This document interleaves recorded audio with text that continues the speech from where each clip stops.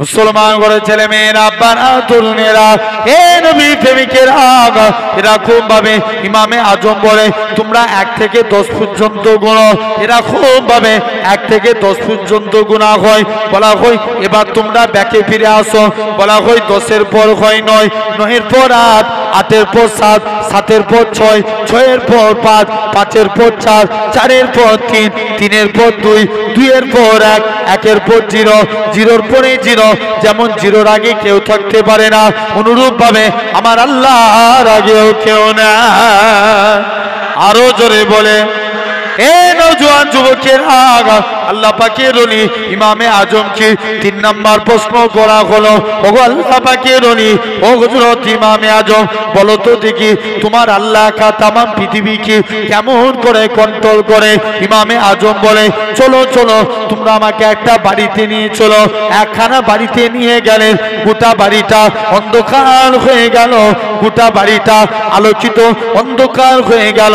ইমামে আজম বলে এবার জল্লা দরজা সব বন্ধ করে দাও। ইমামে আজম মাঝখানে একটা মশাল জ্বালায়, একটা মশালের আলো যেমন গোটা বাড়িটাকে আলোকিত করতে পারে, অনুরূপ ভাবে আমার আল্লাহ ইচ্ছা করলে তাম পৃথিবীকে কন্ট্রোল করে। এ নওজোয়ান যুবকেরা, আল্লাহ পাকের উনি হযরত ইমামে আজম আবু হানিফা রাহমাতুল্লাহ আলাইহি হুজুর আমার কি জানিয়েছিলেন? হুজুরকে 4র্থ নাম্বার প্রশ্ন করা হয়, বলো তো দেখি তোমার আল্লাহ তোমাদের নবী যে মিরাজে গিয়েছিল প্রথম আসমানের কোন গেট ভেদ করে গিয়েছিল? ইমামে আজম বলে এ দুনিয়ার মানুষেরা, ইহুদির পণ্ডিতেরা, বলো তো দেখি ডিমের মধ্যে যদি মুরগির বাচ্চা রাখা হয়, ডিমের যেমন কোনো গেটের প্রয়োজন হয় না, অনুরূপ ভাবে আমার আল্লাহ ইচ্ছা করলে তাম পৃথিবীকে কন্ট্রোল করে। কে কন্ট্রোল করে? তাম আমার আল্লাহ কন্ট্রোল করে দেয়। যাও তাহলে সেই ইমামে আজম তিনি নবী চিনেছিলেন, বলেন ইনশাআল্লাহ। তাহলে আমরাও চিনবো, বলো না ইনশাআল্লাহ। খবর নিয়ে দেখো, নবীর এক সাহাবী ছিলেন সাদ, কি নাম বললাম? সাদ, খুব কালো রঙের দেখতে। একদিন মনটা মারা করে নবীর দরবারে চলে গেছে, হুজুর আমি কি জান্নাতি হতে পারবো নি? আল্লাহ নবী বলছে কে বলেছে? বাবা তুমি যদি ঈমান নিয়ে মরতে পারো আল্লাহ তোমায় জান্নাতি করবে। সাদ বলছে হুজুর আমি কালো বলে ওই জন্য বলছি। কেন? বলছে হুজুর কালো বলে যে মেয়ে কি বিয়ের প্রস্তাব দিই, কোনো মেয়ে আমায় বিয়ে করতে চাই না। আল্লাহ নবী বলছে বাবা চলে যাও। একটা চিঠি লিখে দিলেন, অমুক জায়গায় আমার এক সাহাবীর কাছে চলে যাও। ইসলামী শরিয়াতের নিয়ম, কারো বাড়িতে গেলে কবার সালাম দিতে হয়? 3 বার। 3 বার সালাম দিয়ে মেয়ের বাপ বলছে কি ব্যাপার? আল্লাহ নবী পাঠিয়েছে আপনাদের কন্যার সঙ্গে নবী আমার বিবাহ দিয়েছে। সাদ বলছে, মেয়ের বাপ বলছে মাথা খারাপ, তুমি এত কালো লোক আর তোমার সঙ্গে আমার হুরে মদিনার বিয়ে দেবো, পালা। হযরতে সাদ মন খারাপ করে নবীর দরবারে চলে এসছে। পরের দিন এখন নবীর দরবারে চলে এসছে, পরের দিন এসছে, আসার পর মেয়ে জিজ্ঞেস করছে আব্বা ওই কালো রঙের ব্যক্তিটা কি জন্য এসেছিল? মেয়ে বলে, বাপ বলে মারে ওই কালো রঙের ব্যক্তিটা নাকি তোমায় বিবাহ করতে এসেছে, ওকে নাকি আল্লাহ নবী পাঠিয়েছে। মেয়ে তখন বলছে আব্বা যে বিয়েতে আল্লাহ এবং তার রসুল রাজি, আমি মেয়েও সে বিয়েতে রাজি। কে বলছে? মেয়ে। মেয়ে রাজি হয়ে গেলে আর বাপ কিছু করতে পারবে? এই জোরে বলো না, কিচ্ছু করতে পারবে না। বাপ তখন জিজ্ঞেস করছে যাও, মেয়ে রাজি তো? বাপ আর কোনো কথা বলে না, আস্তে আস্তে করে বাপ চলে গেল। যে নবীর দরবারে গেছে, হুজুর বিয়াদবি মাফ করেন, আমি সাদকে তাড়িয়ে দিয়েছিলাম, আমার কন্যার সঙ্গে সাদের বিয়ে দিলাম। নবী সাদের বিয়েতে 600 দিরহাম মোহর ধার্য করল। কত দিরহাম? 600। সাদ বলে হুজুর আমি আহলে সুফা, আমার কাছে কানাকুড়ি টাকা নেই, কি করে আমার স্ত্রীর দিন মোহর আদায় করব? আল্লাহ নবী বলছে চলে যাও আমার জুন্নুরাইন উসমান গানির কাছে যাও। উসমানের কাছে গেলেন, 200 দিরহাম দিলেন। আলীর কাছে যাও, 200 দিরহাম দিলেন। আমার আব্দুল্লাহ বিন আউফের কাছে যাও, 200 দিরহাম দিলেন। 600 দিরহাম দিয়ে মদিনার বাজারে কেনাকাটা করবে। কে যেন একজন ঘোষণা করছে, কে আছো চলো ইসলামের স্বার্থে, আল্লাহর স্বার্থে, কুরআনের স্বার্থে জিহাদের ময়দানে চলো। সাদ মনে মনে কনফিউজ হয়ে যাচ্ছে, আল্লাহ আমার কাছে আমার নবী আগে না স্ত্রী আগে? কে আগে? জোর করে বলো। নবী আগে। কারণ অবশ্যই হাদিস শরীফ, লা ইউমিনু আহাদুকুম, তোমরা ততক্ষণ প্রকৃত মুমিন হতে পারবে না হাত্তা আকুনা হাব্বা ইলাইহি, যতক্ষণ পর্যন্ত আমি তোমাদের কাছে ফেভারিট না হই, প্রিয় না হই। মিউ ওয়ালিদিহি, তোমাদের মা বাপ, ওয়া ওয়ালাদিহি, তোমাদের সন্তান সন্ততি, ওয়ান্নাসে আজমাইন, সর্বাপেক্ষা আমি নবী যদি প্রিয় না হয় তোমরা প্রকৃত মুমিন হতে পারবে না। জান এরকম ভাবে শুনছেন বাপ? আস্তে আস্তে করে হযরতে সাদ মনটা খারাপ করে চলে গেলেন। আফটার জি স্ত্রীর বাসরাতের কেনাকাটা বাদ দিয়ে যুদ্ধের সরঞ্জাম কিনে নিলেন। চেহারা কালো পাছা দেখে নবী চিনতে পেরে গেল, বাবা তুমি কি সাদ? জিয়া রাসূলুল্লাহ। বাবা তুমি জিহাদের ময়দানে যাওনি? হুজুর কি বলবো, আল্লাহকে খুশি করার জন্য আপনার মহাব্বতে আমি স্ত্রীর বাসর ছেড়ে দিয়ে জিহাদের ময়দানে চলে এসেছি। কার মহাব্বতে? নবীর মহাব্বতে। হযরতে সাদ, আল্লাহ নবী বলছে যাও দোয়া করি আল্লাহ তোমার মনের আশা পূর্ণ করবে। সাদ নিয়ত করেছিল, আল্লাহ মারা যাব, আল্লাহ তোমার জান্নাত পেয়ে যাব। মুসলমান করে ছেলে মেয়েরা, আব্বারা, তরুণেরা, হে নবী প্রেমিকেরা, আল্লাহ নবী সাহাবী হযরতে সাদ বিন আবি ওয়াক্কাস রাদিয়াল্লাহু তাআলা আনহু, আল্লাহ নবী সাহাবী হযরতে সাদ ইন্তেকাল হয়ে গেলেন। আল্লাহ নবী সাদকে কবরস্থ করলেন। নবী আমার কবরের দিকে তাকিয়ে তাকিয়ে মুচকে মুচকে আসতে লাগে। আবার নবী আমার আস্তে আস্তে করে লজ্জার সহিত মুখটাকে ঘুরিয়ে ফেললেন। আল্লাহ নবী সাহাবীরা বলে, ইয়া রাসূলুল্লাহ, হাবিবাল্লাহ, হুজুর আপনি একবার কাঁদেন, আবার কেন লজ্জার সহিত মুখটাকে ঘুরিয়ে নেন? আল্লাহ নবী বলে, ও বাবা সাহাবীরা, আমি নবী যেটা জানি তোমরা তো সেটা জানো না। ও বাবা সাহাবীরা, আমার সাদের কবরটাকে আমার আল্লাহ পাক বেহেশতের গোলাপ ফুলের বাগান বানিয়ে দিয়েছে। তবে ইয়া রাসূলুল্লাহ, হাবিবাল্লাহ, আপনি কেন লজ্জার সহিত মুখটাকে ঘুরিয়ে ফেললেন? আল্লাহ নবী বলে, ও বাবা সাহাবীরা শুনে রেখে দাও, কেননা আমার সাদ কালো বলে দুনিয়ার কোন মেয়ে আমার সাদকে বিয়ে করতে চাইতো না। আমার আল্লাহ পাক আমার সাদের কবরটাকে এরকম ভাবে অগণিত হুর নাজিল করে দিয়েছে, যাদেরকে দেখার জন্য আমি রাসূলুল্লাহ মুখটাকে ঘুরিয়ে নিয়েছি। সেই সাহাবী ভাবেন ভাইরা, আব্বারা, তরুণেরা, তাহলে আমরাও নবী চিনবো? বলো ইনশাআল্লাহ। আসেন এবার তাহলে কবরে মুনকার নাকির ফারিস্তা কটা সওয়াল করবে? 3টে। 1 নাম্বার মান রাব্বুকা, আর একটা হাদিসে বলা হচ্ছে 3টে সওয়াল করা হবে। মান রাব্বুকা, তোমার রব কে? আমাদের রব কে? সবাই মিলে আওয়াজ দিয়ে বলো, এক বাক্যে যে যেখানে বসে আছেন আওয়াজ দিয়ে বলেন, রব কে? আল্লাহ। 2 নাম্বার প্রশ্ন করা হবে, মা দীনুকা, তোমার দিনটা কি? আওয়াজ দিয়ে বলো, ইসলাম। কারণ অনেকে চায় ইসলামকে মিটাতে, ভুল বলছি না ঠিক বলছি? জোরে বলো না, সবাই চাই না ইসলাম মিটে যাক। তবে আজ আপনাদের সামনে বলে দিয়ে যায়, যতদিন পূর্ব আকাশ থেকে সূর্য উদিত হয়ে পশ্চিম আকাশে ডুববে, ইসলামের পতাকা উড়ছে উড়ছে উড়বে। জোরে বলে, কেউ মিটাতে পারবে? কেউ পারবে না। আসেন 1 নাম্বার ভাবা লাগবে। তো এরকম দেখেন নবী বলছেন, তাহলে আমরা 3 নম্বর প্রশ্ন করা হবে, ওমান নবিয়ুকা, তোমার নবীটাকে? মুসাইলামাতুল কাজ্জাব সে নবী দাবি করেছিল, তোমরা কাকে নবী বলে মেনেছো? তখন আমরা উত্তর দেব, নবিয়ে মুহাম্মদ সাল্লাল্লাহু আলাইহি ওয়াসাল্লাম, মুহাম্মদ সাল্লাল্লাহু আলাইহি ওয়াসাল্লামকে আমরা নবী বলে মেনে নিয়েছি। যখনই উত্তর দেব, আল্লাহ তার কবরটা বেহেশতের গোলাপ ফুলের বাগান বানিয়ে দিবে। আর একটু জোরে বলা গেল না? আসেন, তাহলে আমি প্রথমেই বলছিলাম, মনে আছে? এবার মনে করেন, আমরা মনে করলে মরণ থেকে কেউ বাঁচতে পারবো? জোর করে বলে, কেউ বাঁচতে পারবো না, কিন্তু চেষ্টা করলে কি থেকে বাঁচতে পারবো বলেছি? আযাব থেকে। ইয়েস, কি থেকে? আযাব থেকে। আসেন, কবরে আযাব থেকে বাঁচতে চাই, রাজি আছেন? কারা কারা রাজি একবার হাত তুলে দেখান, তাকবীর মারেন দেখি, বড় করে হাত তুলো না।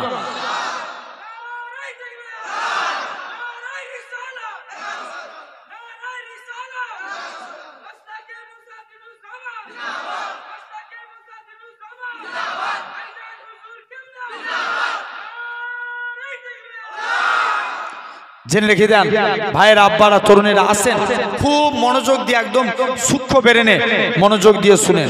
এক নাম্বার, কবরে আযাব থেকে বাঁচতে গেলে নবী বলছে তোমাদেরকে খাঁটি ভাবে নামাজ পড়তে হবে, ইখলাসের সঙ্গে। কিসের সাথে? ইখলাস। সমাজে দেখবেন অনেক নামাজি আছে, যখন বাড়িতে একা একা নামাজ পড়ে, 2 রাকাত পড়েছে না 3 রাকাত পড়েছে কোনো হুঁশ নাই, কিন্তু লোকজনের সামনে নামাজ পড়লে পুরো সুফি সাধক হয়ে যায়। আছে না নাই? কথা বলে না ভাই।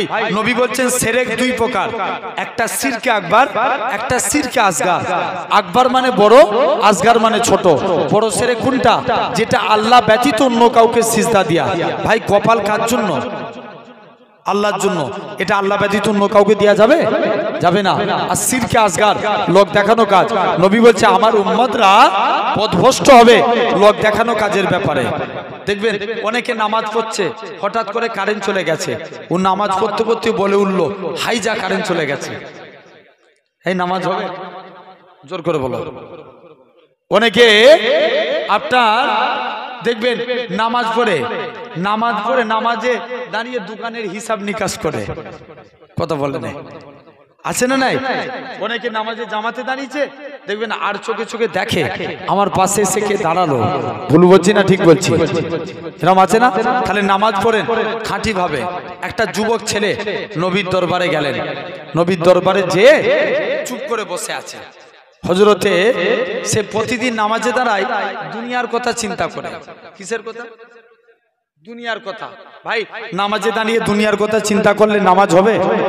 জোর করে বলো, হবে না। যুবক একদিন বলছে যাই, মনে সন্দেহ হচ্ছে, নবীর দরবারে গেছে, যে দেখে দরবারে নবী নাই, হযরতে আলীর সঙ্গে দেখা। কার সাথে? আলীর সাথে। হযরতে আলী বলে কি ব্যাপার আজকের দিনে? ব্যাপার কি? হযরতে আলী বলে যাও তুমি আজকের দিনে চলে যাও।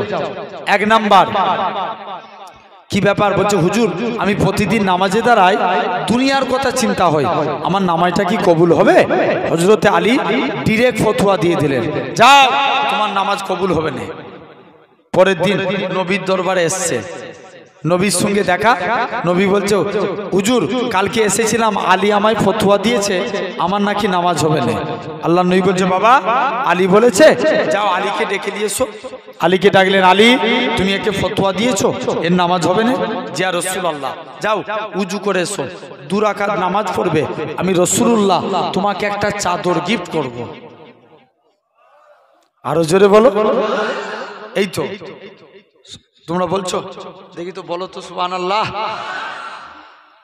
বলছে যাও।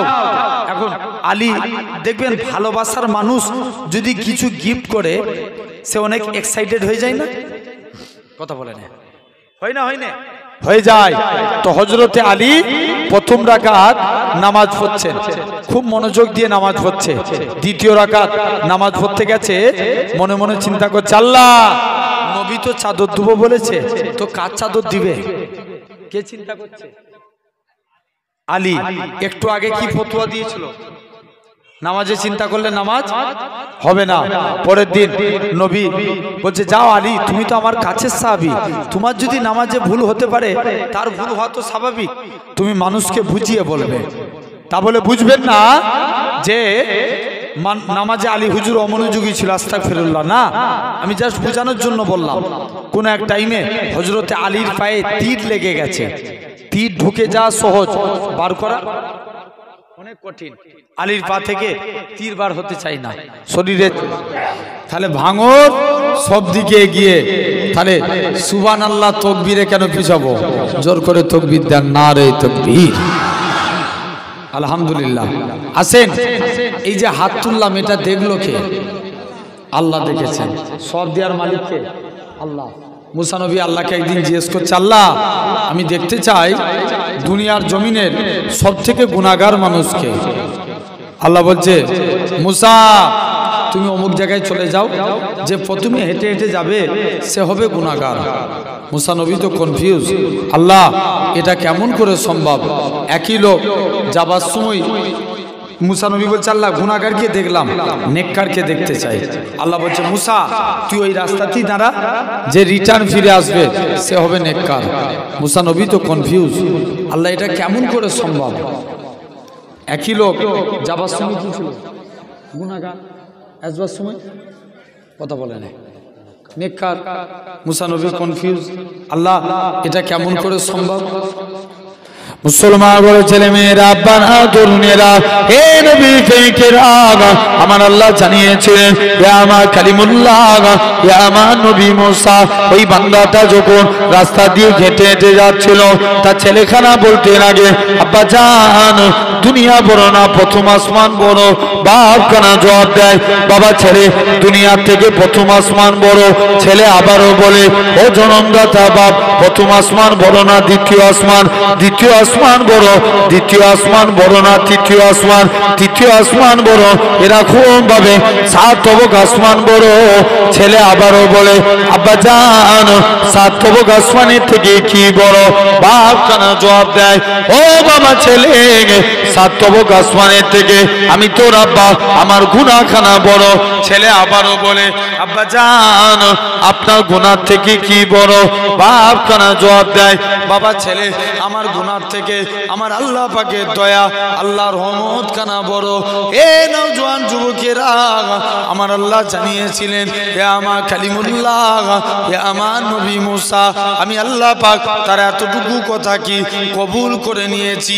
আমি আল্লাহ কবুল করে নিয়ে আমার বান্দাটার জীবনের পাখার পাখার গুনাহটাকে আমি আল্লাহ ক্ষমা করে দিয়েছি। কে মাফ করেছে? জোরে বলো। মাফ করার মালিক কে? আল্লাহ। ভাইরা বাপেরা, তাহলে আজকে আমিও সেই জায়গায় বসেছি। আসেন, আমি একটা, তাহলে মরণ প্রতিটা মানুষের হবে। যদি ভাবি ডাক্তার দেখিয়ে বেঁচে যাবো, খবর নিয়ে দেখো ডাক্তার বাবুরা মারা যেত না। ঠিক না ভুল? জোরে বলো। যদি ভাবি ডাক্তার দেখিয়ে বেঁচে যাব, তাহলে বড় বড় ডাক্তার বাবুরা মারা যেত না। যদি ভাবি দোয়া তাবিজ করে বেঁচে যাব, খবর নিয়ে দেখো পীর আউলিয়া নবী রসুল তিনারা ইন্তেকাল করতেন না। মরতে যদি হয় মরণের মতো কাজ করেন। একটা নামাজি আর বেনামাজির কথা বলছি, শুনছেন? একজন নামাজি আর একজন বেনামাজি। একজন বেনামাজি সে আস্তে আস্তে করে চলে গেলেন। আজরাইল ফারিস্তা মানুষের সুরাত ধরে তার কাছে গেছে। মানুষের সুরাত ধরে যে বলছে, এই তুমি আমাকে কিছু দান করো।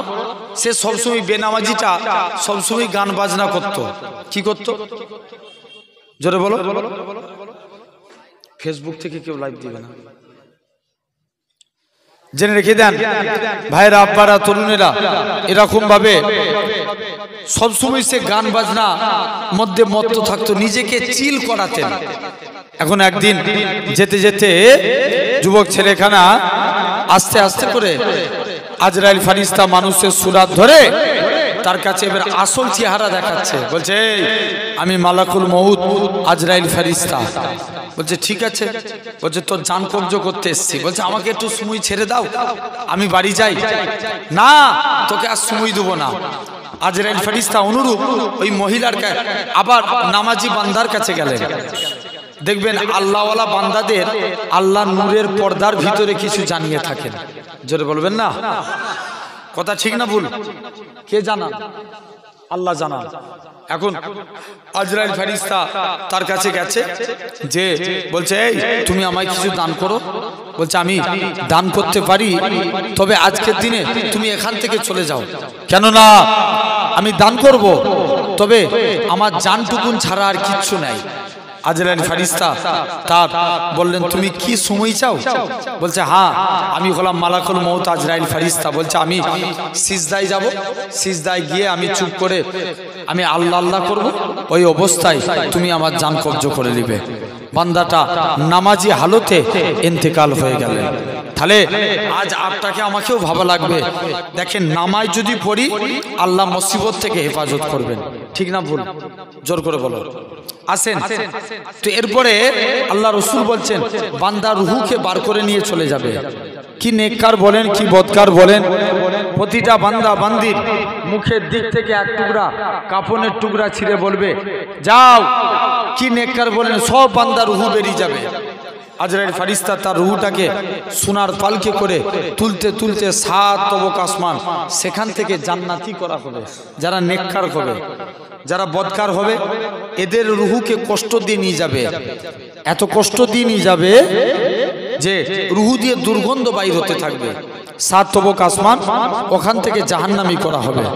আল্লাহ নবী বলছেন এরপরে বান্দাকে তুলে নিয়ে চলে যাওয়া হবে। চলো বান্দাকে এরপরে যাও, বান্দার ইন্তেকাল হয়ে যাবে। বলুন তো বাপ, আমরা বেঁচে আছি, চোখে একটা রড ঢুকে গেছে, কষ্ট কম হয় না বেশি হয়?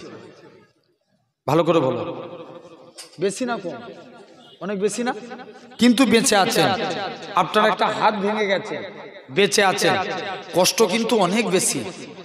জেনে রাখবে ভাইরা, আব্বারা, তরুণেরা, তাহলে আজ তোমাকে আমাকেও ভাবা লাগবে। এই জায়গায় সুন্দর মাহফিলে বসেছি, খুব মনোযোগ দিয়ে শুনবেন। বান্দা মারা যাবে, বান্দার দুনিয়ার কষ্ট থেকে 70 গুণ বেশি কষ্ট হবে মরণের কষ্ট। বান্দা যখন ইন্তেকাল হয়ে যাবে, দেখতে পাওয়া যাবে বান্দা ইন্তেকালের পর বান্দায় আস্তে আস্তে করে বান্দাকে গোসল দেওয়া হয়। কথা ঠিক না ভুল? জোরে জোরে না আস্তে আস্তে? খুব মৃদুভাবে বান্দা বলতে থাকে, এ আমার আত্মীয় স্বজনেরা, তোমরা আমার লাশটাকে এত তাড়াতাড়ি করে গোসল দিও না, কেননা শুনে রেখে দাও, আমাকে এত টিপে টিপে গোসল দিবে না, এই মাত্র আজরাইল ফেরেশতা আমার জান কবজ করে নিয়ে গেছে। আল্লাহ নবী বলছে এরপরে বান্দার মাথার গোড়ায় বসে কুরআন তেলাওয়াত করা হয়। ওখান থেকে বান্দাকে খাটিয়ায় করে জানাজার ময়দানে নিয়ে যায়। জানাজার ময়দান থেকে কবরস্থান। মুসলমান করে ছেলে মেয়েরা, আব্বারা, তরুণেরা, হে নবী প্রেমিকের আগা, বান্দাখানা কি খাটিয়ায় করে কবরস্থানের দিকে নিয়ে চলে যায়। বান্দাখানা ঝরঝর করে কাঁদবে। যারা বদকার হবে এলাকার মানুষদের বলবে, হে আমার আত্মীয় স্বজনেরা, তোমরা আমার লাশটাকে তাড়াতাড়ি করে কোথায় নিয়ে যাচ্ছ? কেননা তোমরা যদি আমার কবরের হালত দেখতে পেতে তোমরা আমাকে কবরস্থ করতে না। যারা ইমানদার হবে, যারা নেককার হবে, এলাকার মানুষদের বলবে, হে আমার আত্মীয় স্বজনেরা, তোমরা আমার লাশটাকে তাড়াতাড়ি করে কবরস্থানের দিকে নিয়ে চলো, কেননা আমি আমার কবরের মধ্যে আল্লাহর দয়ার জান্নাত দেখতে পাই। মুসলমান ঘরে ছেলে মেয়েরা, আব্বারা, তরুণেরা, হে নবী প্রেমিকের আগা, এরকম ভাবে আস্তে আস্তে করে বান্দাখানা চলে গেলে বান্দাখানা আস্তে আস্তে করে বান্দাকে কবরস্থ করা হবে। কবরটা এত অন্ধকার হবে, গোটা কবরটা এত অন্ধকার হবে, কবরের মাটিগুলো এরকম ভাবে বান্দার কবরটা, বলুন তো দেখি, এখানে অনেক লাইট জ্বলে, হঠাৎ করে যদি কারেন্ট চলে যায় আমাদের চোখগুলো অন্ধকার হয়ে যাবে। কবরটা এত অন্ধকার হবে, দুনিয়ায় অন্ধকারের থেকে 70 গুণ বেশি অন্ধকার হবে।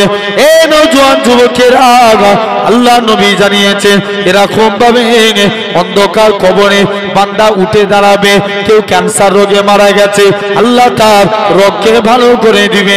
কেউ প্যারালাইসিস হয়ে মারা গেছে, আল্লাহ তার রোগকে ভালো করে দিবে। এরকম ভাবে যে আলোতে মারা যায়, আল্লাহ তাকে ভালো করে দিবে। আমার রাসূলুল্লাহ জানিয়ে দেয়, কবরবাসী এরকম ভাবে উঠে দাঁড়াতে যাবে, কবরের বাঁশগুলো মাথায় ঠেকে যাবে। কবরবাসী এলাকার মানুষদের বলবে, এ আমার আত্মীয় স্বজনেরা, তোমরা আমায় কোথায় রেখে দিয়ে চলে গেলে? এ নওজোয়ান যুবকেরা, এ বাঙুরের মানুষেরা, আল্লাহ নবী জানিয়ে দেন, এরকম ভাবে আস্তে আস্তে করে বান্দা কবরে মুনকার নাকির ফারিস্তা আসার আগে প্রতিটা বান্দা বান্দি কবরে হযরতে রুহমান আলাইহিস সালাম আসবে, বান্দাকে তুলে বসাবে। এ দুনিয়ার জমিনে বান্দা, আল্লাহ তোমায় 40 বছর হায়াত দিয়েছিল, তোমার যৌবন আলোটা কি কোন কাজে ব্যয় করেছো? খাতা কলমে লিখো। কে বলবে? রুহমান আলাইহিস সালাম। এটা কি 580 তো?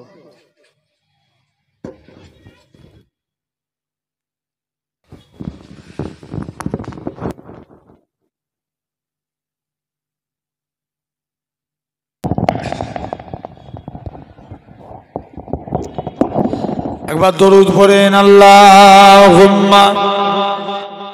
সেটিং করতে পারো না তুমি, মাইক্রোফোন পাল্টে কি করবে?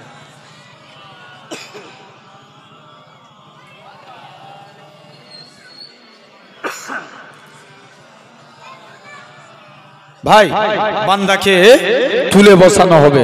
বান্দা, আল্লাহ তোমায় 70 বছর হায়াত দিয়েছিল। বান্দা বলবে, এই ফেরেশতা, আমি কি দুনিয়া থেকে খাতা কলম নিয়ে এসেছি? কিসে লিখবো? কি নেককার বলেন কি বদকার বলেন, প্রতিটা বান্দা বান্দির মাথার দিক থেকে এক টুকরা কাফনের টুকরা ছিঁড়ে বলবে, এই কাফনের টুকরাটা হবে তোমার জন্য খাতা, শাহাদাত আগুনটা হবে তোমার জন্য কলম। বান্দা মুখ থেকে থুথু নিয়ে কালি নিয়ে শাহাদাত আগুলে করে কাফনের উপর লিখতে থাকবে। বলুন তো, আমরা রমজান মাসে একটা রাত পাই, যে রাতটার নাম কি? লাইলাতুল কদর। যে এক রাত ইবাদত করা মানে লাইলাতুল কদরে খায়রুন মিন আলফি সাহার। যে এক রাত ইবাদত করা মানে 1000 মাসের থেকেও বেশি সওয়াব। জোরে বলবে না? এই তলার কি বহুত কোনো সাউন্ড দিচ্ছ কেন? এগুলো জেনে রেখে দেন। ছোট ছোট বক্সগুলো কোথায় রেখেছো? তাহলে এরকম আওয়াজ উঠছে কেন? তুমি যেমন ছিল রেখে দাও, বেশি ঘাটাঘাটি করো নি।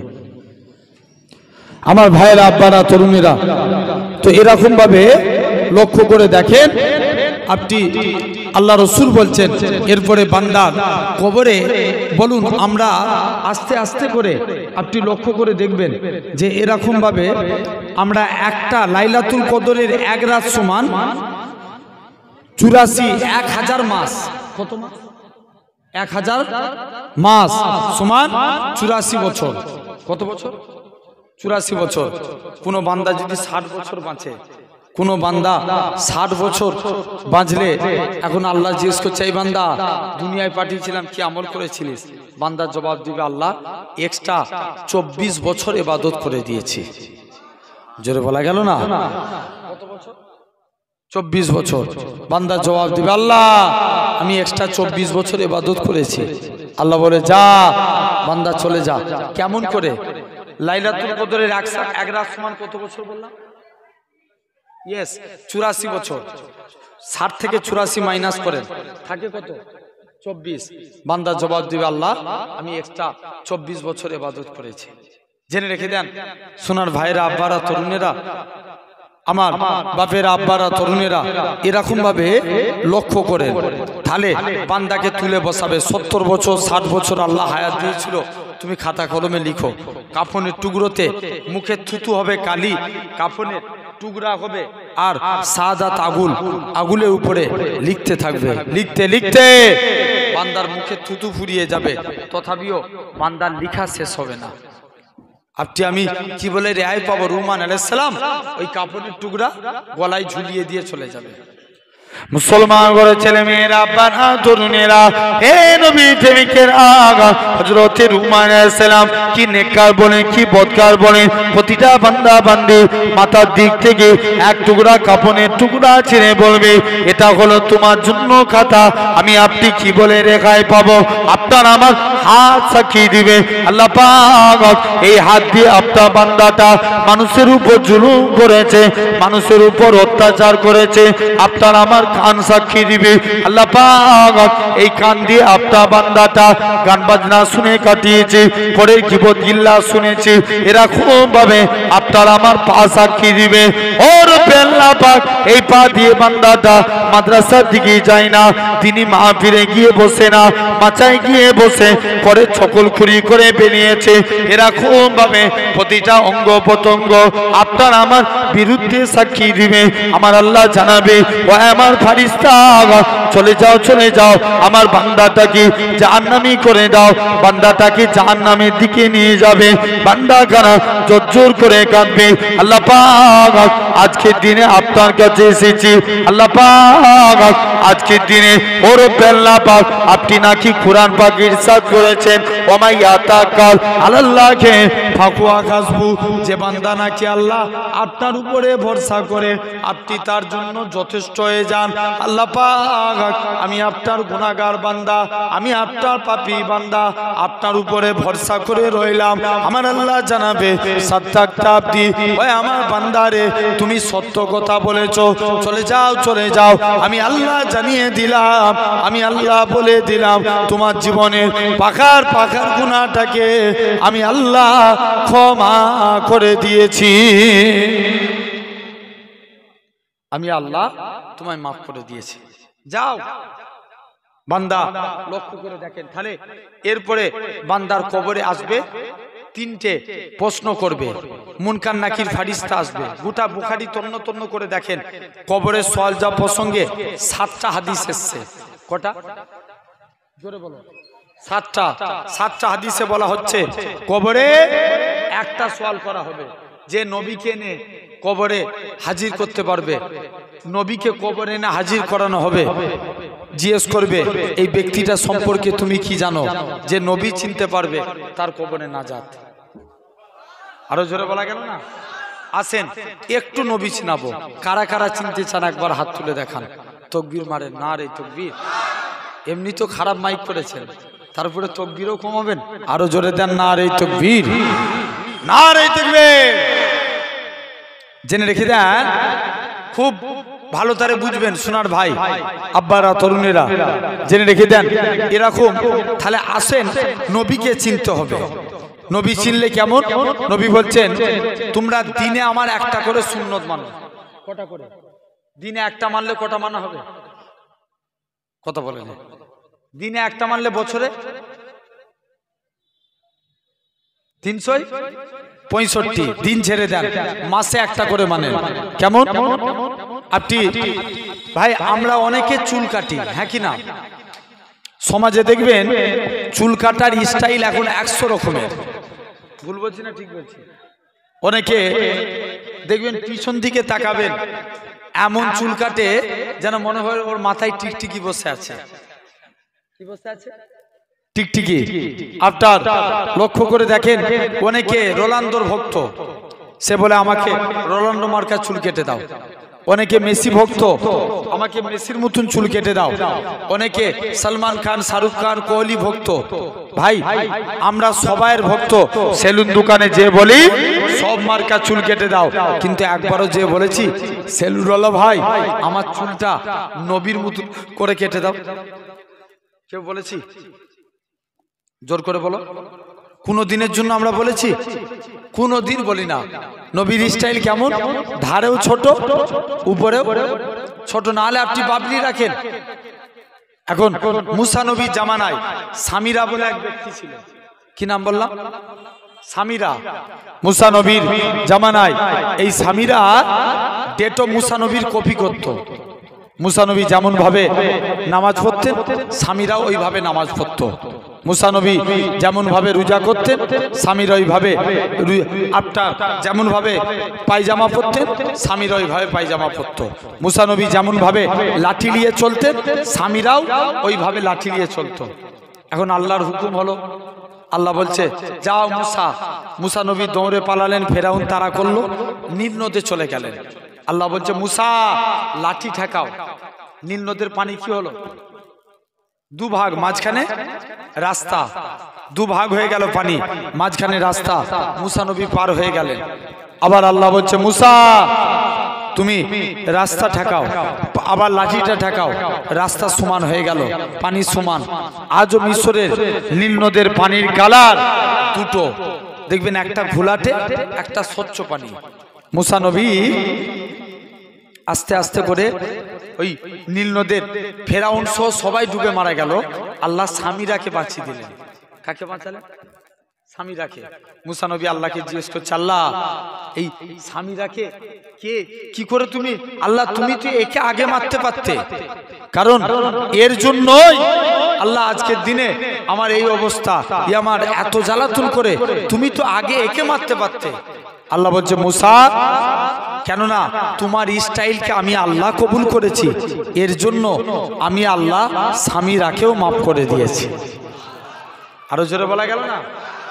তাহলে জাস্ট মুসা নবীর কপি করার জন্য আল্লাহ যদি স্বামীরাকে মাফ করে দেয়, তাহলে আমরাও নবীকে কপি করব। আল্লাহ মাফ করতে পারে না? পারে না?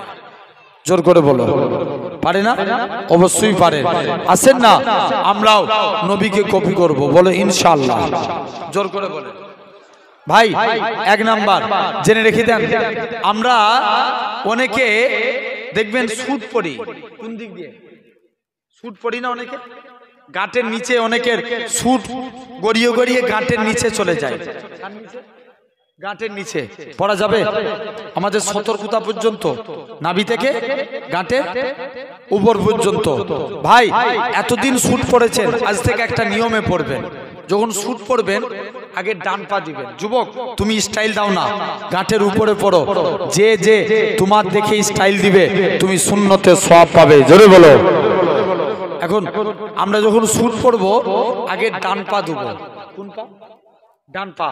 পায়জামা পরবেন ডান পা, পাঞ্জাবি পরবেন ডান হাত, গেঞ্জি পরবেন ডান হাত, কাউকে কিছু দিবেন ডান হাত, এই ডান ডান ডান।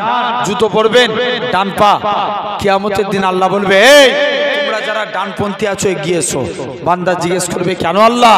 আল্লাহ বলবে যা আমার মুস্তফা রাইট সাইডকে ভালোবেসেছে, তোরা আমার নবীর সুন্নত মেনেছিস, আমি আল্লাহ তোদের নাজাত দিয়ে দিলাম।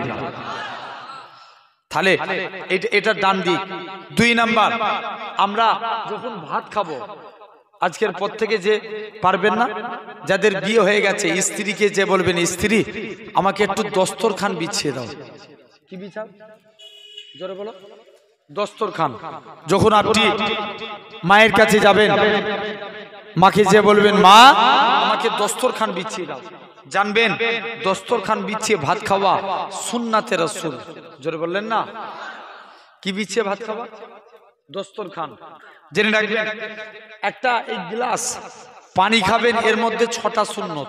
কটা? 6টা। পানি যখন প্রথমে গ্লাসটা পানি পান করবেন খুব ভালো করে বুঝেন, আগে চেয়ে দেখে নেবেন এর মধ্যে কিছু পড়েছে কিনা।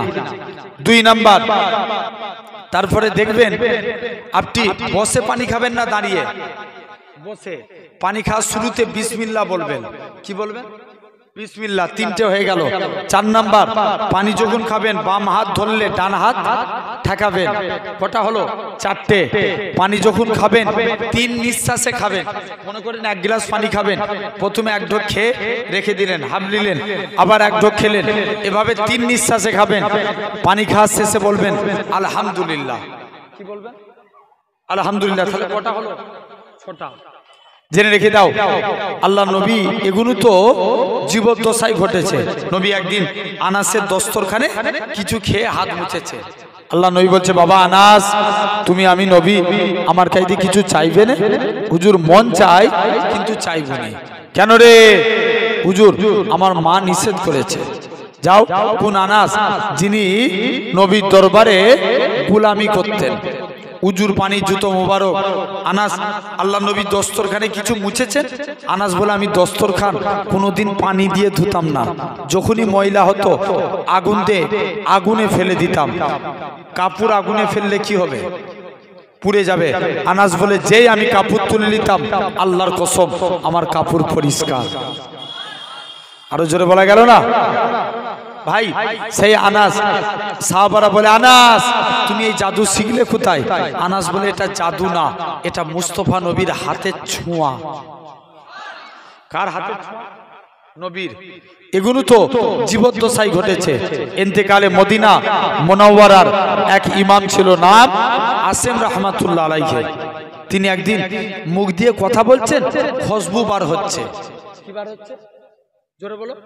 খুশবু। সবাই মিলে ধরেছে, আসেম তোমার মুখ দিয়ে এত খুশবু বেরোয় কেন? আসেম বলছে না, পরে বলবো। বলছে না, তোমাকে আজ কি বলা লাগবে?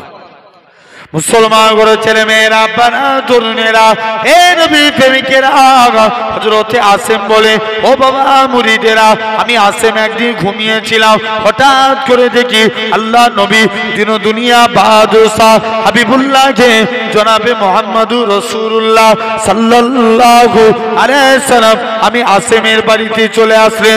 আমি আসেম আল্লাহ নবীর সম্মানে দাঁড়িয়ে গেলাম। আল্লাহ নবীকে বলি ইয়া রাসূলুল্লাহ হাবিবাল্লাহ, হুজুর আপনার সম্মানে দাঁড়িয়ে গেছি। আল্লাহ নবী বলে ও বাবা আসেম, তুমি আমি নবী, আমাকে একটু কোরআন পড়ে শোনাও। হযরতে আসেম বলে আল্লাহ নবীর সম্মানে দাঁড়িয়ে দাঁড়িয়ে কোরআন খানা পড়ি। কোরআন পড়া কমপ্লিট হয়ে গেল। আল্লাহ নবী বলে ও বাবা আসেম, তুমি একটু জিহ্বাখানা বার করো। হযরতে আসেম জিহ্বাখানা বার করলেন। আল্লাহ নবী একটুখানি থুতু লাগিয়ে দিলেন। পরের দিন আসেম কথা বলে আল্লাহর কসম সকালবেলায় উঠে দেখি আমি আসেমের মুখ থেকে আমার আল্লাহ পাক খুশবু চালু করেছে। কি চালু করেছে? খুশবু। যাও সেই আসেম।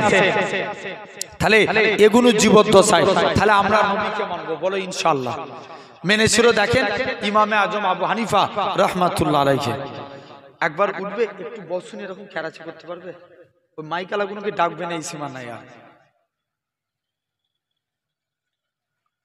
একটু ক্যারাচি করো তো, ওই দিকটাও যাবে একবার।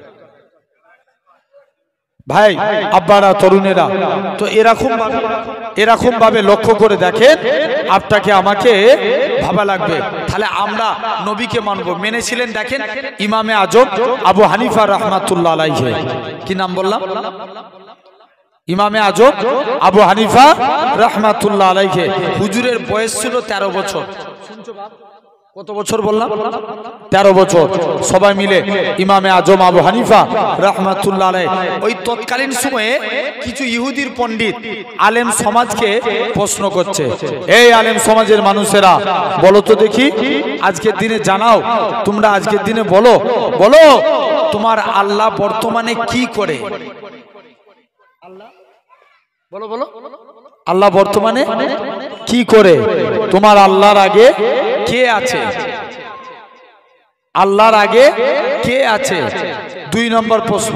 3 নম্বর, তোমার আল্লাহ একা তাম পৃথিবীকে কেমন করে কন্ট্রোল করে? তোমাদের নবী যে মিরাজে গিয়েছিল, প্রথম আসমান ভেদ করে আরশে মুআল্লায় গিয়েছিল, প্রথম আসমানে কোন গেট ভেদ করে আরশে মুআল্লায় গেছে? টোটাল কটা প্রশ্ন হলো? তাহলে কোন দিকে, তাহলে কেমন শুনছো বলো? আবার 1 নাম্বার শুনো। 1 নাম্বার, তোমার আল্লাহ বর্তমানে কি করে? তোমার আল্লাহর আগে কে আছে? তোমার আল্লাহ একা তাম পৃথিবীকে কেমন করে কন্ট্রোল করে? তোমাদের নবী যে মিরাজে গিয়েছিল, প্রথম আসমান ভেদ করে আরশে মুআল্লায় গিয়েছিল, কেমন কোন গেট দিয়ে আরশে মুআল্লায় গেছে? টোটাল কটা হলো? 4টে। ইমামে আজম কেউ উত্তর দিতে পারে না, আলেম সমাজ স্তব্ধ। ইমামে আজম বলে আমি উত্তর দেব। বলছে না, তুমি উত্তর দিতে পারবে? বাচ্চা ছেলে, বয়স জি 13 বছর। বলছে তুমি উত্তর দিতে পারবে? হ্যাঁ আমি উত্তর দেবো, চলো। ইমামে আজম বলে বলো তো, যিনি প্রশ্ন করে তিনি বড় না যিনি উত্তর দেন তিনি বড়? কথা বলেন, যিনি উত্তর দেন। ইমামে আজম বলে, যেহেতু আমি উত্তর দেব তাই সিংহাসনে বসবো আমি, তুমি জমিনায় বসে যাও। ইমামে আজম সিংহাসনে বসলে ইহুদির পণ্ডিতটা জমিনায় বসে গেলেন। ইহুদির পণ্ডিত প্রশ্ন করছে, বলো তোমার আল্লাহর আগে কে আছে, তোমার আল্লাহ বর্তমানে কি করে? ইমামে আজম উত্তর দিচ্ছে, আমার আল্লাহ তোর মতন বেকুবকে সিংহাসন থেকে নামিয়ে জমিনায় বসিয়ে দিয়েছে। প্যান্ডেল ফেটে যাবে। আর একটু জোরে বলো। এটা সবাই মিলে বলে না ভাই, চিরজীবন বিড়ালের মতন বেঁচে থেকে লাভ আছে? ওরা আবার কসম খেয়ে দাঁড়িয়ে আছে, মজলিসে বসবো নি, রাস্তায় দাঁড়াবো। ওই পিছনে দেখো 2-4টে ছেলে ইটে বসে আছে, তুমি মজলিসে বসবে না। জেনে রেখে দাও ভাইরা, আব্বারা, তরুণেরা। এই ছেলে, এই তুই কেমন করে বসেছি, আবার ভালো করে বস। জেনে রেখে দাও ভাইরা, আব্বারা, তরুণেরা, তাহলে আজ আপনাকে আমাকে লক্ষ্য করা লাগবে। ফার্স্ট প্রশ্নের উত্তর দিয়ে দিয়েছে। নেক্সট বলো, তোমার আল্লাহ বর্তমানে তোমার আল্লাহর আগে কে আছে? ইমামে আজম উত্তর দিতে পারে না, বলছে যাই যে দেখি আজকের দিনে কি উত্তর দেবো। মুসলমান ঘরের ছেলে মেয়ে